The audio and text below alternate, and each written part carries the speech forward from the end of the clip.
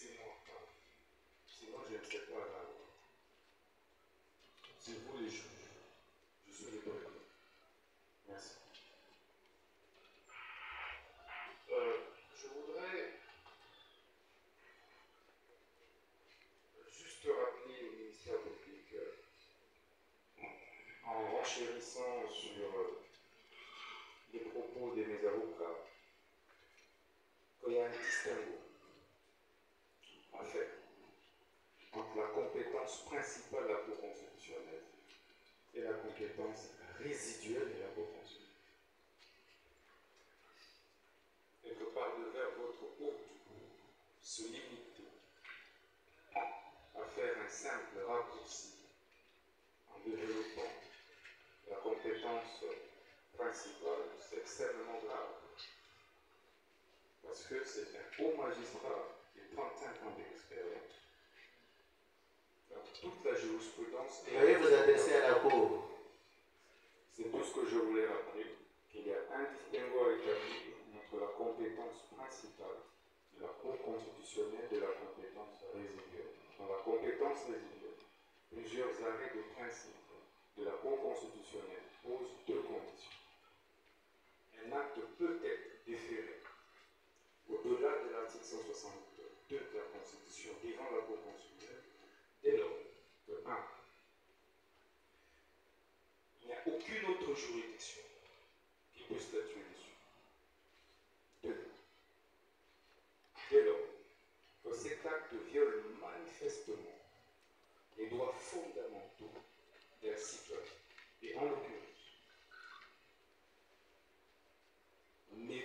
mes droits en général à la défense ont été systématiquement violés. Je n'ai eu, et comme vous le savez, le droit à un procès équitable postule également la garantie du droit de la défense. Les droits de la défense doivent être respectés pour que le procès soit équitable. Ça, c'est la Constitution. Et que les règlements intérieurs de l'Assemblée nationale est un acte qui est déclaré préalablement conforme à la Constitution. Et que de ce point de vue, lorsqu'il est violé, il viole également la Constitution. Donc, il ne peut pas dire, en banalisant, comme si on amenait, je ne sais pas moi, un mouton ou un porc à l'abattoir. Mais si c'est le cas, mais il aurait dû m'égorger les prix. Ici, on parle des droits fondamentaux des citoyens. Et vous êtes juge pour les préserver. J'ai démontré ici pendant plus de 12 heures à 14 heures. Adressez-vous à la Cour. Je suis en train de m'adresser à vous.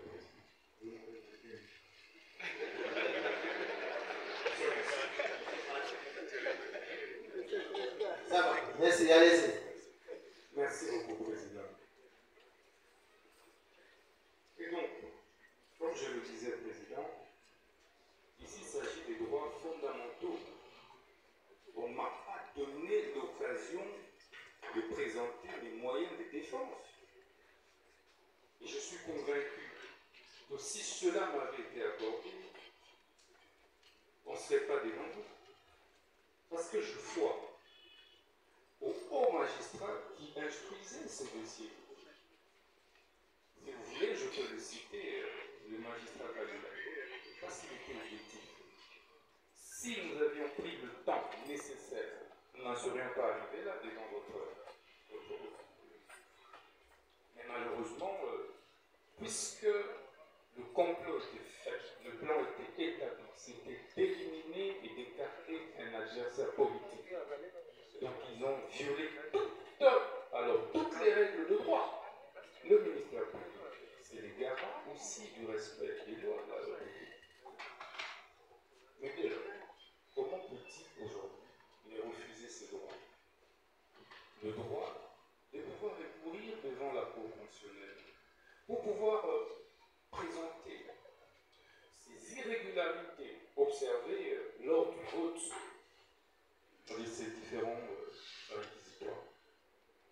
Et donc, je pense humblement qu'il est de mon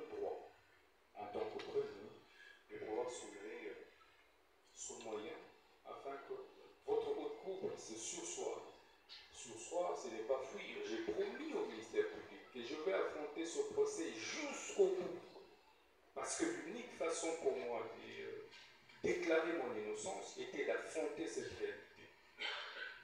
Et que c'est le prix d'un combat que je paye. Et je suis prêt à le payer jusqu'au bout. Donc je voudrais vraiment le rassurer que j'avais toutes les possibilités d'éviter cette humiliation, mais j'ai voulu passer par cette humiliation. Parce qu'en tout état de cause, des épreuves qui nous arrivent dans la vie, ce n'est pas forcément pour nous enfoncer. C'est peut-être des leçons de vie que nous apprenons, mais c'est aussi peut-être